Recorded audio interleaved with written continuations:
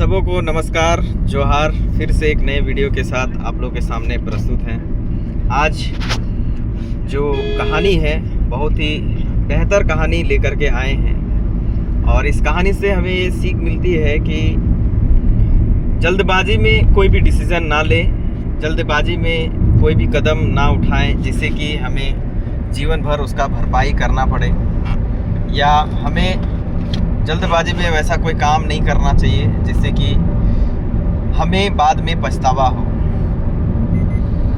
कोई भी चीज़ सोच समझ करके सूझबूझ के साथ अच्छे तरीके से करने से भले ही देर हो, लेकिन वो काम हमारा जो है जिस उद्देश्य के लिए किया गया हो वो उद्देश्य हमारा पूरा करता है और हमें एक अच्छा शिक्षा और एक अच्छा नॉलेज दे करके जाता है और एक अच्छा कॉन्फिडेंस देकर जाता है। तो दोस्तों, उसी में एक कहानी, बड़ा प्यारा सा कहानी है, आप लोग भी जानते होंगे। किसी गांव में एक किसान परिवार रहा करता था अपना पत्नी और अपने बच्चों के साथ। करीब वो बच्चा जो है 1-1.5 साल का छोटा सा बच्चा था। तो एक किसान ने अपने परिवार के साथ में एक नेवले को रखा था और नेवला बहुत ही चतुर और बहुत ही समझदार नेवला था, जो अपने मालिक का बहुत ही ईमानदार था। हर कामों को वो बहुत अच्छे तरीके से करता था। किसी दिन एक किसान ने कहीं घूमने के लिए या कोई काम से बाहर चला गया था। तो उस नेवले को कह करके गया था कि बेटा, मेरा जो परिवार है घर में, ये छोटा बच्चा है या मेरी वाइफ है, इनको थोड़ा ध्यान से रखना, इनका ख्याल रखना। तो ये कहकर वो नेवला चला गया, वो किसान जो है किसी काम को लेकर के वो बाहर चला गया।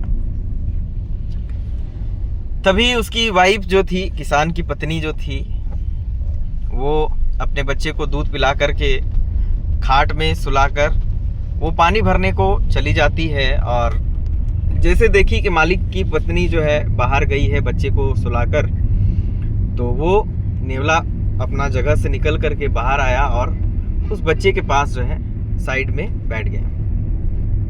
थोड़ी देर पर देखा क्या कि एक मोटा सा सांप, उसके पत्नी के जाने के बाद मोटा सा सांप जो है बिल से बाहर आता है और खाट के ऊपर चढ़ने लगता है।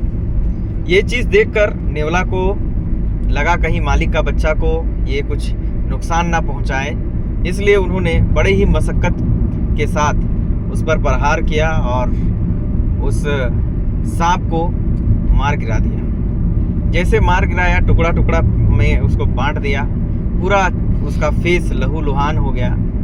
तभी किसान की पत्नी वापस आती है और क्या देखती है कि दरवाजे पर नेवला खून से लथपथ बैठा हुआ है और नेवला भी बड़ा चतुराई के साथ बैठा है। उनको लगा कि मालिक की पत्नी आएगी तो मुझे कुछ गिफ्ट, कुछ उपहार या मेरा शाबाशी करेगी। लेकिन यहाँ दोस्तों उनके साथ उल्टा हो जाता है।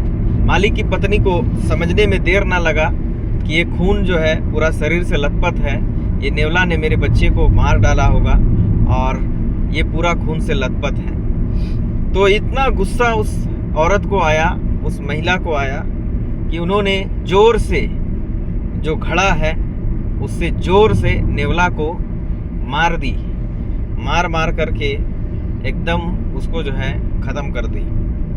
तभी वो दौड़ करके जाती है अपना खाट में जो बच्चे को रखी होती है, वहाँ दौड़ कर जाती है, देखती है कि मेरा बच्चा है या नहीं। जाकर क्या देखती है दोस्तों, वहाँ पर उसका जो बच्चा है आराम से गहरा नींद में सोया हुआ है, जैसे छोड़ के गई थी एकदम बिल्कुल वैसा ही है।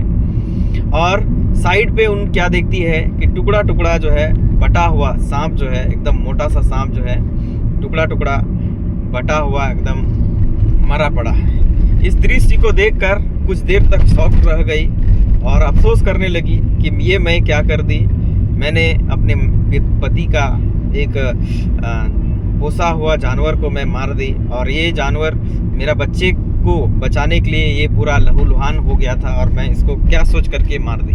बहुत पछताने के बाद भी वो लेडीज़ को वापस नेवला ना मिल सका, उसके किसान को वो जो नेवला था, पालतू नेवला, वो दोबारा मिल ना सका, वो नेवला बेचारा मर गया।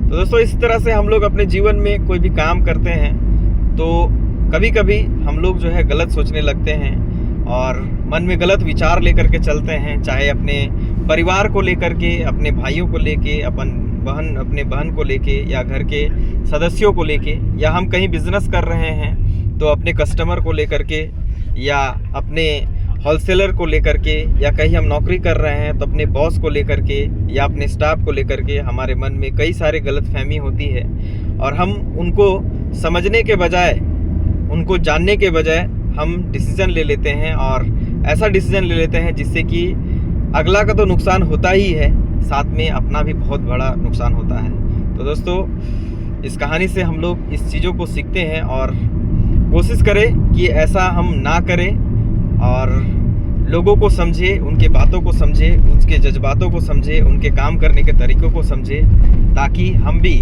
वैसे बड़े गलतियों को करने से, बड़े नुकसान होने से बच सके और अपने जीवन में तरक्की की ओर, अपने लोगों को तरक्की की ओर लेकर के जा सके। सो थैंक यू वीडियो में बने रहने के लिए। अब आगे किस टॉपिक पर आपको वीडियो चाहिए आप कमेंट्स करके बताइए। आपके लिए फिर से कोई नई कहानी के साथ हम फिर से हाजिर होंगे। तब तक मस्त रहिए, स्वस्थ रहिए, खूब सारा पैसा कमाते रहिए और सक्सेस करते रहिए। Thank you, all the best, सबों को जोहार।